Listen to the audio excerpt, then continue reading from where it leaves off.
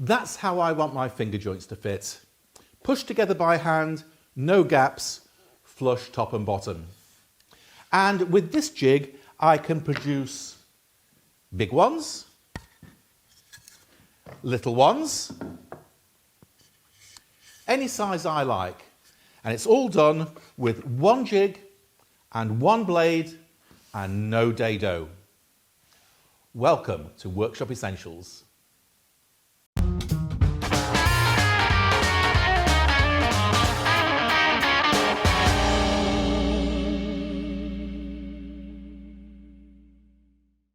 I've had this jig in my head for a very long time, over a decade in fact, ever since I published a design for a jig to do the same job on a router table. It's up there if you're interested.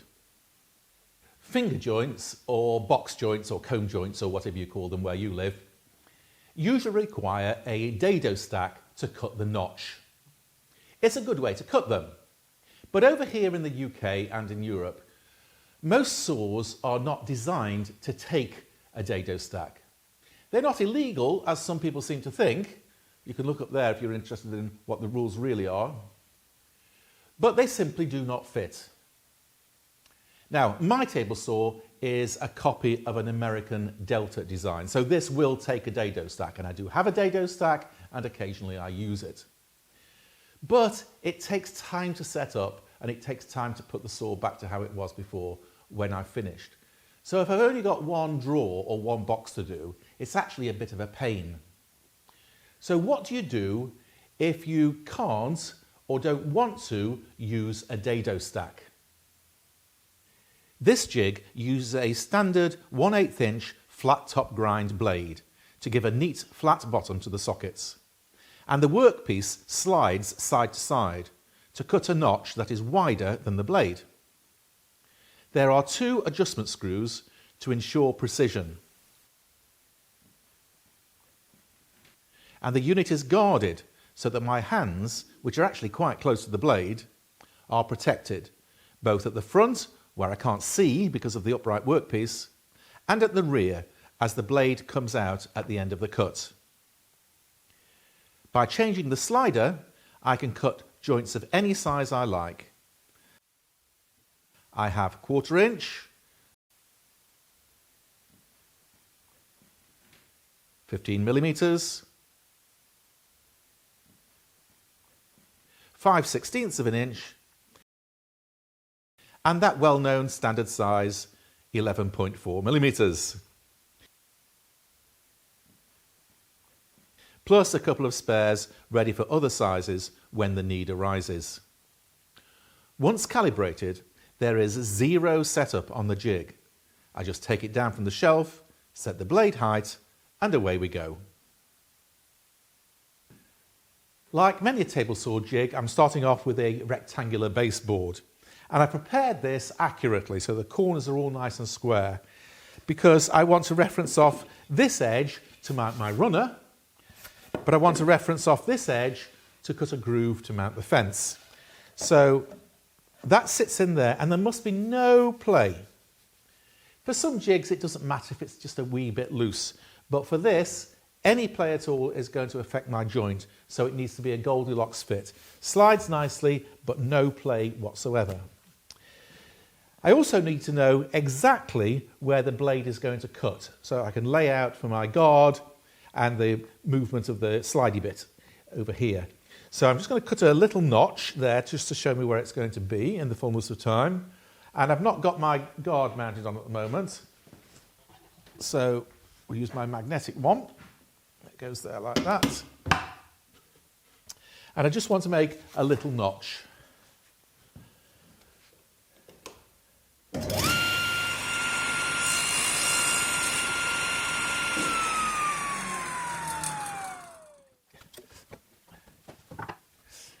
And that shows me exactly where it's going to cut, and then the next bit is going to take place over there on the router table.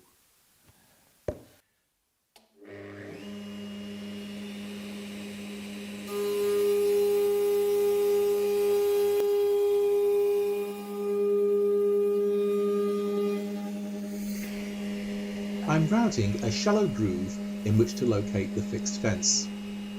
It has to be a perfect fit, so it's jolly handy having a micro-adjustable router table fence.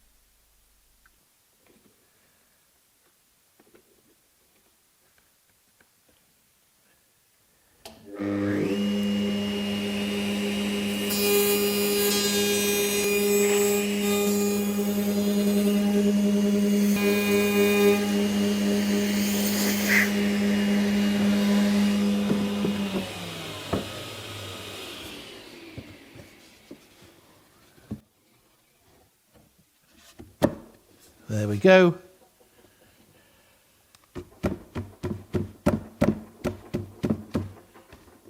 That is perfect.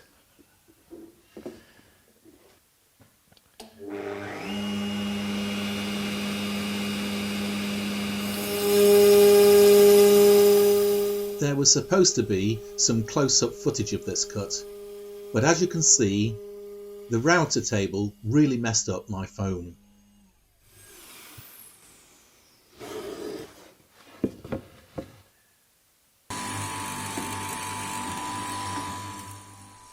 Whilst I had the cutter in the router table, I cut a V-groove in a block which will become the front guard. Here I'm mortising a slot so that it can be adjusted.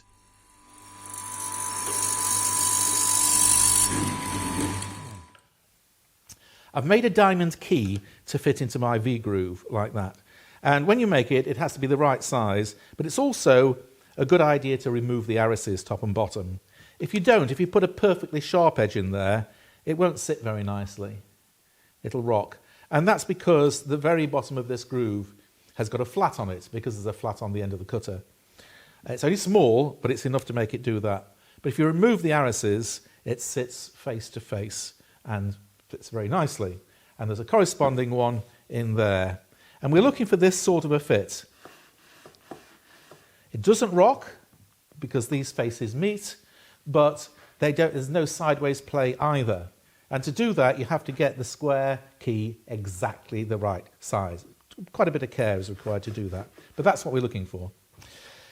The fixed fence is going to go up in this groove, and the slider is going to be in front of it, so the guard doesn't really need to go any further that way than about there. So I've got my specially slimmed down pencil, which fits in there like that, and that will mark on the baseboard where I need to drill. Now I need to install a captive nut, an embedded nut, on the other side of this. So I'm going to go to drill through with a very fine drill at that point to show me where to do it on the other side. But because I've got a runner on the underside, if I just put this on the drill press as it is, it will be slightly cockeyed, and that hole will not be transferred straight through. It'll be off to one side. So I'm going to have to jack this up just a wee bit to make sure that it's flat on the drill press.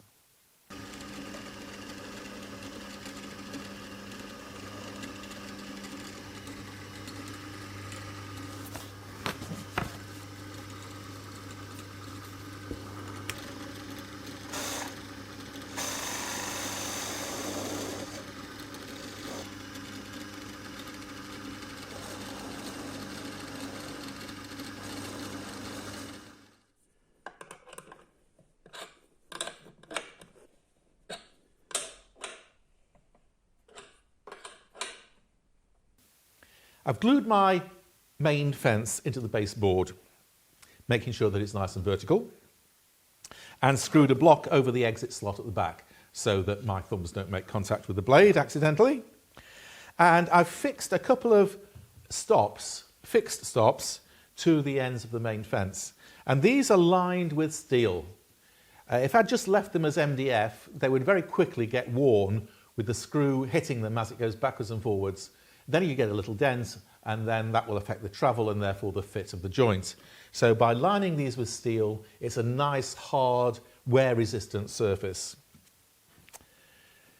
The slider fits in between them like that, in between those two fixed fences, and moves side to side. That's what gives us our notch. And the size that we have to cut this will depend upon what size finger we're trying to create. So the distance between these two stops is 334 millimeters between centres, there and there. I need to take into account the fact that this screw will stick out, say, 6 millimeters, and this screw will stick out, say, 6 millimeters. And the finger for this job is going to be about 11 millimeters. Ideally, 11.1 would be bang on perfect, really, for what I want. So I'm going to start out with it sticking out further than 6 and screw it in bit by bit until I get exactly what I want. And I've not screwed directly into the ends grain of MDF. That's really not very strong at all. What I've done is I've drilled a hole, plugged it with a dowel,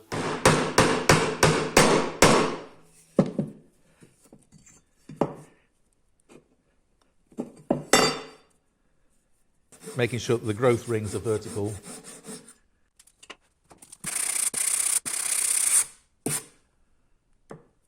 So that when I screw in, I'm not screwing into MDF at all, I'm screwing into a solid wooden dowel.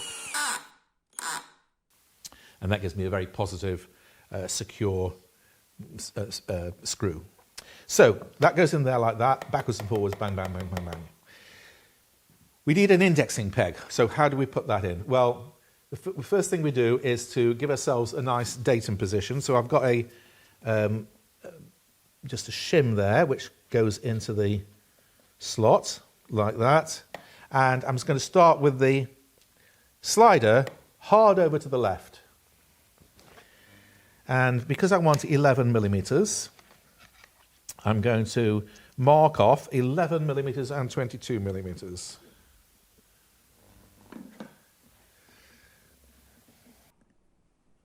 $11, $22. And now I need to nibble away between those two marks. So that comes off, that comes out. Set the height of my blade, that'll do nicely. And I need a bit of scrap, this'll do. And I just move this backwards and forwards like that to nibble away my notch for the peg.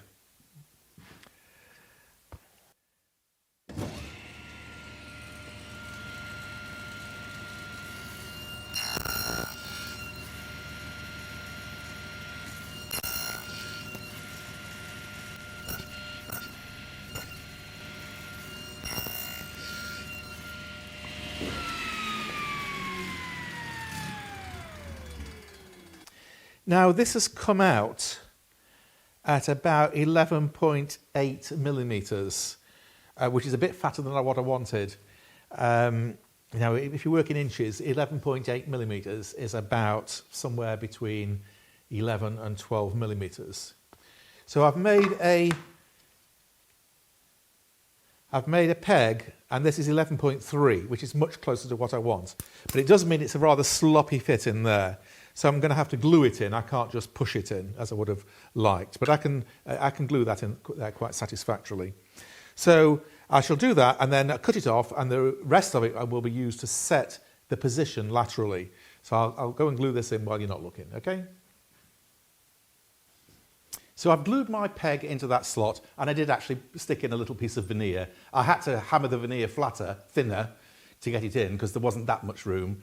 But I wanted it to be snug. Don't turn your nose up. Putting a piece of veneer in is a good fix for something like this. It's a jig. It's not a dining table. Get over yourself. So I've got my peg, the right size, or very close to being the right size. So the next thing to do is to make sure it's in exactly the right place. And we do that by adjusting this left-hand screw. So that goes in there like that. And I put my shim in to fill the saw kerf. And I've got the rest of the peg that I machined. So this piece is exactly the same size as that piece. And that goes in there like that.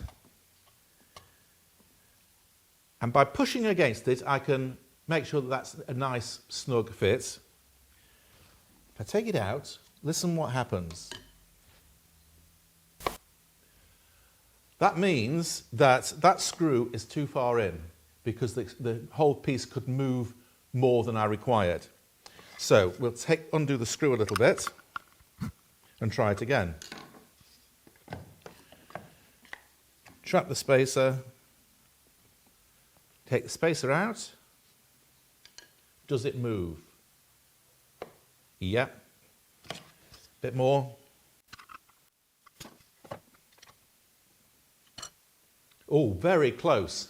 I could just hear the tiniest movement. This is actually going to be quite difficult to judge now.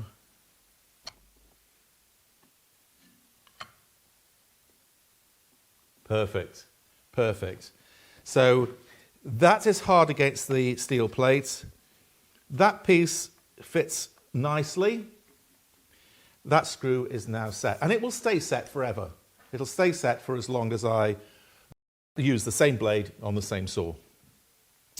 Right, so the next thing to do then is to adjust the distance of travel so the notch that is cut is also exactly the right size. So we can get rid of that. And where's my bit of scrap? So that goes over my peg, and I'm going to nibble a notch and test it to see if it fits the peg all right. In fact, it should fit over that. So we'll put the guard in place.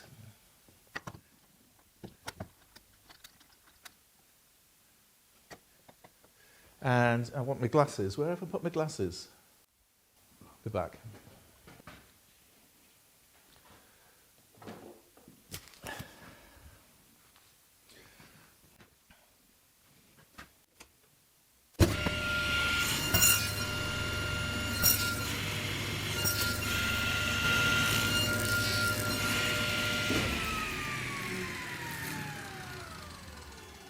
And you can see that that's nowhere near big enough. So we push that screw in, which will give us more travel.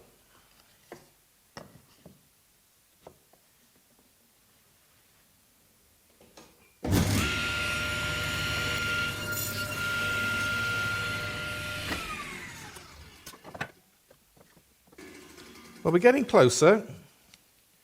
I've now got to move it about 1 or 2 millimeters.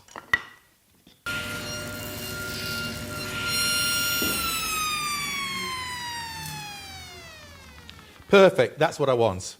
That is what I'm looking for. Excellent. So now, well, this jig is ready to use for this size of joint.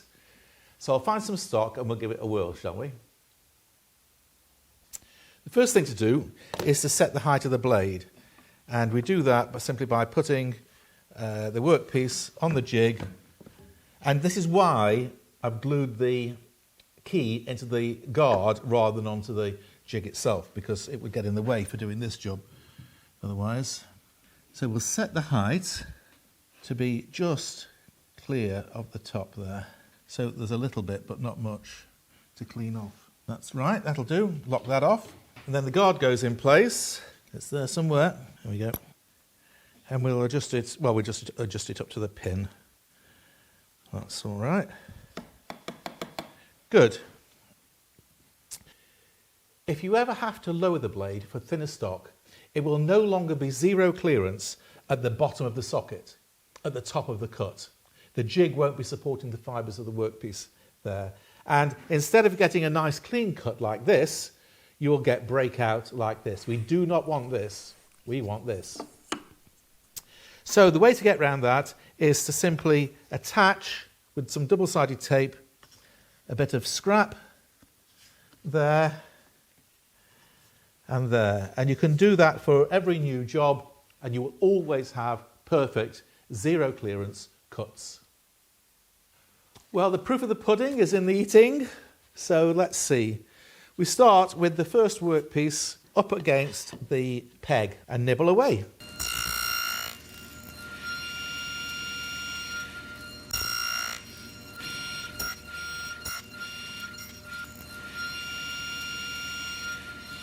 And then lift it to go over the indexing peg.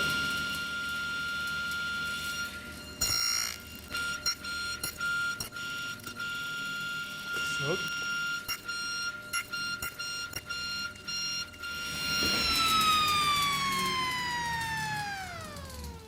And now we simply turn it round and put it back over that first notch. So this peg, this pin, fills the gap between the peg and the blade. And start with our second piece.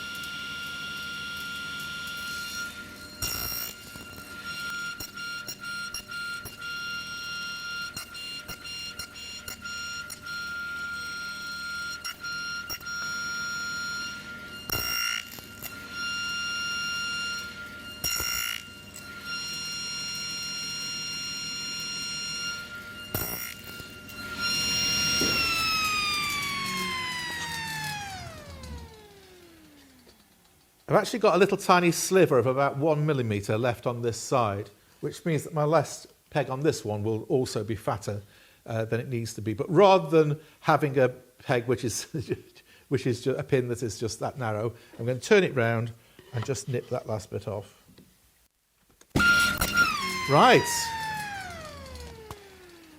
Let's see what we can see. You ready? Now that is lovely. But I mean, that is absolutely perfect. I'll do a close-up of that so you can see. That is straight off the saw. It's flush at the top and bottom. There's just the tiniest hair to plane off with a hand plane. That is what I want. That's what I'm looking for. So that's it. That's my ultimate, universal, No-Dado, table saw, box joint jig. Trips off the tongue, doesn't it? If you've liked this, please remember to like and subscribe and tell the world about it. Thank you very much for watching. Until the next time, enjoy your workshop. Cheerio!